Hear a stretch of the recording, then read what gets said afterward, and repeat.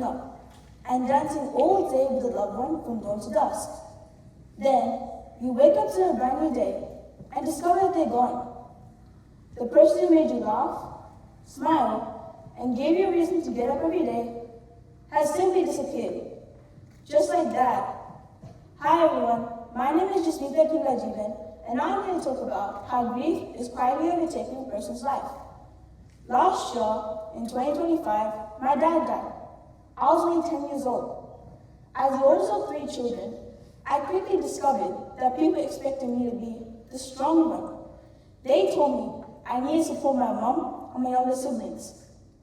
Some even told me not to cry, especially during the cremation. They believed that being strong meant hiding my emotions. But I remember looking around me and seeing adults. People who have flown across the world to say goodbye to my dad, crying openly. Some looked like they'd aged years in just a few weeks. I couldn't understand it. I remember thinking, why am I being told not to cry? They're crying, and it wasn't their dad who died. So I did what everyone expected. I tried to hold it in. On the outside, I smiled. I went to school. I helped where I could. I looked like I was coping. On the inside, I felt like I was screaming. Every tear I refused to cry became another weight on my chest. Every time I pretended I was okay, that weight grew heavier. I thought staying silent would make me stronger. Instead, it made me feel more alone. Then one day, I was sitting in my room, thinking about the future, about birthdays, graduations, and all the moments my dad wouldn't be there for. For the first time, I stopped trying to be brave. I cried. I cried harder than I ever did before. And then something unexpected happened. With every tear, I felt as though that weight I had been carrying began to lift. It didn't erase my grief. It didn't bring my dad back. But it reminded me that crying wasn't a sign of weakness. It was a sign that I loved someone deeply, and I was allowing myself to heal. That day changed the way I understood grief. I realized that hiding out grief doesn't make it disappear.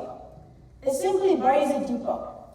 And buried grief has a way of quietly shaping our lives without us even noticing.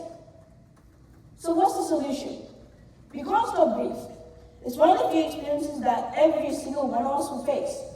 But we can change the way we respond to it. Instead of telling someone, be strong, let's tell them it's okay to feel. Instead of trying to fix their pain, let's simply sit beside them. Instead of avoiding difficult conversations because they make us feel uncomfortable, let's create spaces where people feel safe enough to say, I'm hurting.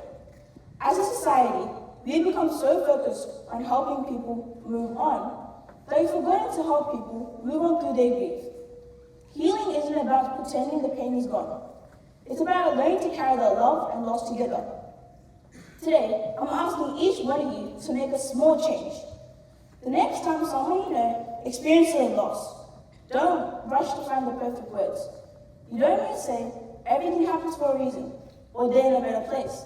Instead, ask them, how are you really doing? Listen without interrupting. Talk to them without trying to solve their pain. And if you're the one carrying grief, give yourself permission to feel it. Cry if you need to cry. Talk to someone you trust. Write it in a journal. Ask for help. There's an incredible strength in being honest about your pain. Because grief isn't something we should hide. It's something we should honor.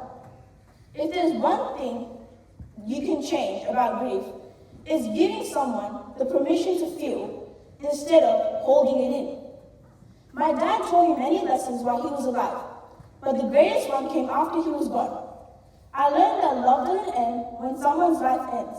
It lives on in the memories we cherish, values they passed on, and the courage we find to keep on going. People often tell others to stay strong, but they've misunderstood what strength really is. Maybe strength is pretending you're okay. Maybe strength is having the courage to say, I'm not okay.